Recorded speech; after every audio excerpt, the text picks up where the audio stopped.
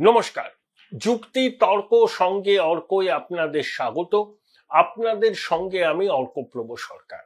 এই আনন্দপুরের কাছে গুলশান কলোনিতে তৃণমূলের গোষ্ঠী সংঘর্ষ গুলি চলেছে। কি একটা নাম শুনছিলাম, শেখ ফিরোজ। এই শাহজাহান, জাহাঙ্গীর, কাইজার, মুদাস্সার, এই ফিরোজ, ওই ওই যে কি ইসলামপুরের ওটার নাম, হ্যাঁ কি জেসিবি নাকি, হ্যাঁ এইসব স্ট্রং ম্যান, এরা হচ্ছে শাসকের ভোট মেশিনারির অবিচ্ছেদ্য অঙ্গ। ভোটের দিন এলাকায় সন্ত্রাস করবে, বিরোধী দলের এজেন্টদের হুমকি দেবে, মানুষকে ভোট দিতে দেবে না, তোলাবাজি করবে, সিন্ডিকেট চালাবে, এগুলোই করে। কেউ কারোর কথা শোনে না, পুলিশের কথা এগুলো শোনে না, কারণ এই দুষ্কৃতীরা জানে শাসক দলের স্থানীয় কোনো নেতার হাত আছে মাথার উপর। জনপ্রতিনিধিদের প্রশ্রয়ই এরা বাড়বাড়ন্ত, এবং সাধারণ মানুষ বুঝতে পারছেন যে এই দুর্বৃত্ত রাজ কিভাবে গ্রাস করছে সমাজকে। কিছুদিন আগেই এই গুলশান কলোনিতে ঝামেলা হয়েছিল, আবার হলো। বিভিন্ন জায়গাতেই তৃণমূলের গোষ্ঠীদ্বন্দ্বের খবর আসছে। মারছে তৃণমূল, মরছে তৃণমূল। আইন শৃঙ্খলা পরিস্থিতির কি অবস্থা সেটা রাজ্যবাসী মাত্রই জানে।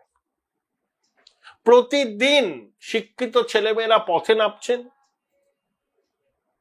চাকরি দেয়া কেন হচ্ছে না প্রশ্ন তুলছেন।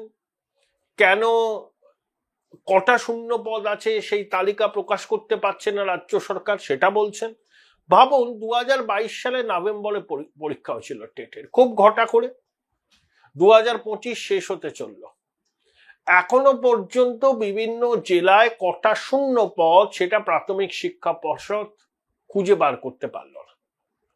মাননীয় সবাই বলে বেড়ান না 10 লক্ষ চাকরি উনি রেডি করে রেখেছেন, হাতের মোয়া। কেউ চাইবেন উনি চাকরির অ্যাপয়েন্টমেন্ট লেটার দিয়ে দেবেন, আর বলছেন আমি তো দিতে চাই। ওই দুষ্ট লোকগুলো, ওই আইনজীবীগুলো আদালতে চলে যাচ্ছে, ভাত দেওয়ার ক্ষমতা নেই, কিল মারার গোসাই। আসলে উনি চাকরি দিতে চান না। চাকরি দিলে বেতন দিতে হবে, বেতনের টাকা কোথায়? উনি সব অস্থায়ী, কন্ট্রাকচুয়াল। শূন্য পদ থাক, কিন্তু ওনার হাসি মুখের বিজ্ঞাপনের ছবি তো বেরোবে। ধার করে উনি কন্যাশ্রী দেবেন, লক্ষ্মীর ভান্ডার দেবেন, পাড়ায় সমাধান, প্রতি বুথে 10 লক্ষ টাকা। টাকার সংস্থান কোথায় হবে? মাথা কুটে মরছে। এখান থেকে খাবলাচ্ছে, ওখান থেকে খাবলাচ্ছে, ডিজাস্টার ম্যানেজমেন্ট তহবিল থেকে টাকা নেওয়া যায় কিনা। কিন্তু হাসি মুখের ছবিতে রাস্তা ভরে গেছে খবরের কাগজের পাতা জোড়া বিজ্ঞাপন। আর 2022 সালে টেট পরীক্ষা হলো, জেলা স্তরে কত করে শূন্য পদ আছে সেই তালিকা 3 বছর হয়ে গেল বার করতে পারলো না, সদিচ্ছাটাই নেই। আচ্ছা, কতজন পরীক্ষা দিয়েছিল 22 সালে? আমার ফিগারটা ঠিক মনে নেই, কয়েক লাখ তো হবে। তাদের কাছে পরীক্ষায় বসার জন্য 500-400 টাকা করে তো নিয়েছিল। বেশ কিছু টাকা কোষাগারে জমা পড়েছিল প্রাথমিক শিক্ষা পর্ষদে, বেশ কয়েক কোটি, প্রায় 100 কোটি টাকা তো হবেই। কিন্তু নিয়োগ হচ্ছে না। নাট্য বসু বলছেন অযৌক্তিক আন্দোলন, তারা কাজ করছে, তালিকা বার করার কাজ করছেন। 3 বছর লাগে ব্রাত্যবাবু একটা তালিকা প্রকাশ করতে। আসলে আপনারা চান না তো তালিকাটা প্রকাশ হোক। তালিকা প্রকাশ হলেই চাকরি দিতে হবে, তখন তো দিতে পারবেন না। কোষাগারের অবস্থা তো ঠন গোপাল, শুধু ললিপপ। 10 লক্ষ চাকরি আছে, 10 লক্ষ চাকরি আছে। এই যে বিহারে 85,000 চাকরি দেবে নীতিশ কুমার ঘোষণা করেছিল, 51,000 হয়ে গেছে, 36,000 এখনো হয়নি। সেজন্য পাটনাতে যারা চাকরি পরীক্ষা দিয়েছিলেন তারা পথে নেমেছেন। 81,000-এর মধ্যে 51,000 নিয়োগপত্র পেয়ে গেছেন, স্থায়ী চাকরি। 30,000-এর প্রসেস চলছে, সেখানে পাটনাতে নেমেছিল প্রতিবাদ জানাতে। এই তো গত বছর পরীক্ষা হয়েছিল যে এখনো কেন শূন্য পদ পূরণ হচ্ছে না। এখানে 2022 সালে প্রাথমিকের টেট হলো নভেম্বরে, 3 বছর হতে চললো, জেলা ভিত্তিক তালিকাও দিদিমণির সরকার প্রকাশ করতে পারল না। তৃণমূল নেতা গৌতম পাল, প্রাথমিক শিক্ষা পর্ষদের চেয়ারম্যান, অনেক বড় বড় কথা বলেন, কি বাকতাল্লা। তারপরে প্রাথমিকের ওই মামলার নিষ্পত্তি তো হয়ে যাবে। এমন দুর্নীতি করেছে পর্ষদ, এসএসসি লজ্জা পেয়ে যাবে। ঢাকি সহ বিসর্জন তো হয়ে গিয়েছিল, তারপরে সুপ্রিম কোর্ট আবার হাইকোর্টে এসছে, হাইকোর্টকে নির্দেশ দিয়েছে সুপ্রিম কোর্ট নিষ্পত্তি করার জন্য। শুনানির একদম চূড়ান্ত পর্যায়ে আছে। প্রশিক্ষিত চাকরি করছেন যারা, যারা প্রশিক্ষিত নন, অ্যাপটিটিউডের জন্য 5 নম্বর 12, এইসব সওয়াল জবাব চলছে। কিন্তু ওখানে একেবারে দুর্নীতির আঁতুর ঘর। বললাম না, এসএসসি লজ্জা পাবে প্রাথমিক শিক্ষায় যা হয়েছে। মানুষের আস্থা কিরকম চলে গেছে এসএসসি টেটের প্রতি। দেখুন 2022 সালে 22 লক্ষ পরীক্ষার্থী পরীক্ষা দিয়েছিল। 2016 সালে মার্জনা করবেন এসএসসিতে, নবম, দশম, একাদশ, দ্বাদশে। এই 2025-এ হলো 7ই সেপ্টেম্বর, 14 সেপ্টেম্বর হবে। সব মিলিয়ে 5 লক্ষের মতো, 5 লক্ষের একটু 5.5 লক্ষ ধরুন। মানে 2016 যা দিয়েছিল তার 1/4 দিল। যারা দিয়েছেন কপাল টুকে। তারা নিজেরাও কেউ নিশ্চিত নন। একটা মেধা তালিকা প্রকাশ হবে, ইন্টারভিউ হবে, তারা চাকরি পাবেন নতুন বছরের শুরুতে। কারণ সম্পূর্ণ ঠগের বাড়ির বোঝ এই শিক্ষা দপ্তর, এই এসএসসি, এই প্রাথমিক শিক্ষা পর্ষদ, এই বিকাশ ভবন। এরা সুষ্ঠুভাবে ট্রান্সপারেন্ট ওয়েতে কিছু করতে পারে কেউ বিশ্বাস করে না, কেউ বিশ্বাস করে না। এরা ইচ্ছা করে গন্ডগোল করে যাতে আদালতের দ্বারস্থ হন মানুষ। আদালত স্থগিতাদেশ দেবে, তখন ওরা বলবে দেখো আমি ভিকটিম কার্ড খেলবে, আমি দিতে চেয়েছিলাম, ওরা দিতে দিল না।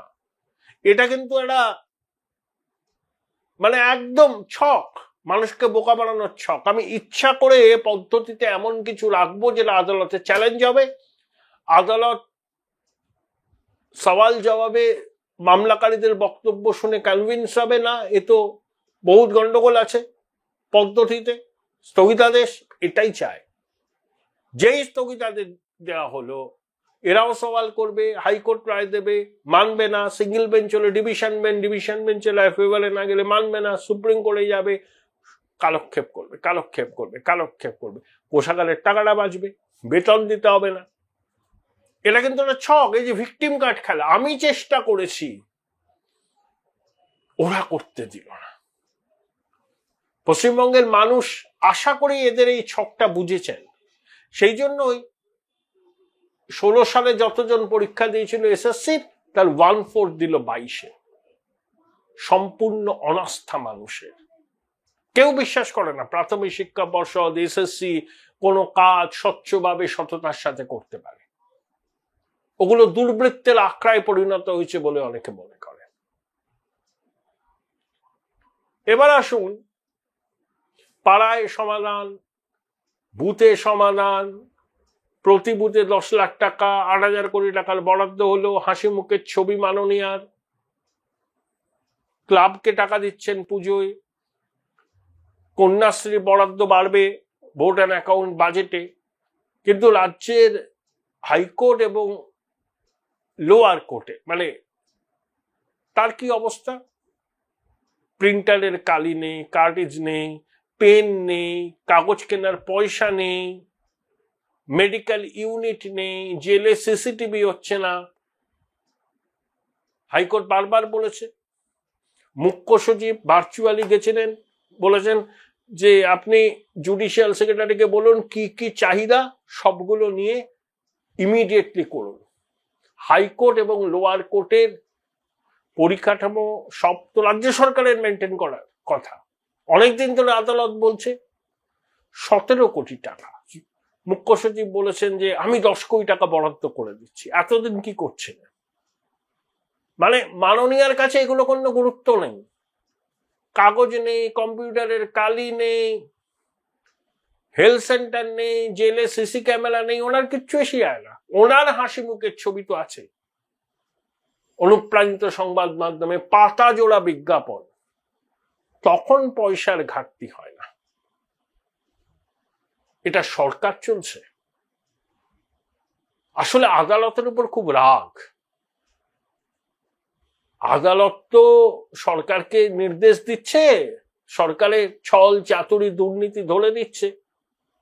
হাইকোর্ট থেকে সুপ্রিম কোর্ট বলেছে না, রাজ্য সরকার এসএসসি কত মানুষের ভবিষ্যৎ নষ্ট করেছে।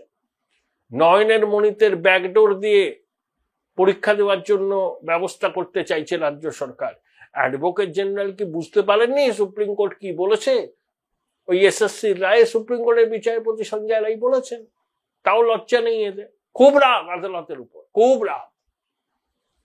তাই আদালতের থেকে আসা রিকুইজিশন চেপে রাখো, ও দেখা যাবে পরে, অত গুরুত্ব দেওয়ার দরকার নেই। আমার ছবি তো বেরোক, হাসি মুখের ছবি। এটা রাজ্য চলছে। পুজোর আগে রাস্তাঘাটের অবস্থা দেখেছেন? কলকাতার অবস্থাই খুব খারাপ।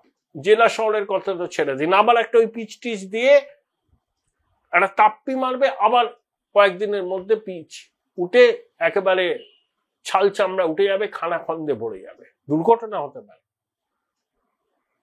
নীল সাদা রং আবার শুরু হয়েছে দেখলাম। প্রতি পুজোর আগে নীল সাদা রং। কাদেরকে বরাদ দেয়া হয়, কারা এই নীল সাদা রং করে, কোন কোম্পানি এর পিছনে থাকে? নিশ্চয়ই ঠিকাদাররা হয়তো অনেক সময় পেমেন্ট পেতে দেরি করেন, যারা নীল সাদা রং করছেন তাদের বোধহয় পেমেন্ট খুব তাড়াতাড়ি হয়ে যায়, আমার ধারণা। এই হচ্ছে অবস্থা। আদালতে কাজ করার জন্য কাগজ নেই, পেন নেই, কম্পিউটারের কালি নেই। ভাবতে পারেন এটা রাজ্য? মুখ্য সচিব ঘুম ভেঙে উঠে বললেন 10 কোটি টাকা আমি দিয়ে দিচ্ছি হুজুর। এই না হলে হীরক রানীর দেশ, ঈশ্বর পরিত্যক্ত বঙ্গদেশ কতটাও লঘু হয়ে যায়। এ সম্পূর্ণ নেই রাজ্য, কিচ্ছু নেই। শিক্ষা নেই, কর্মসংস্থান নেই, শিল্প নেই, কিচ্ছু নেই। শুধু আছে বঙ্গেশ্বরীর হাসি মুখের ছবি। দুর্ভাগ্য আমাদের। Join Indian Institute of Hotel Management now. Right choice, right decision.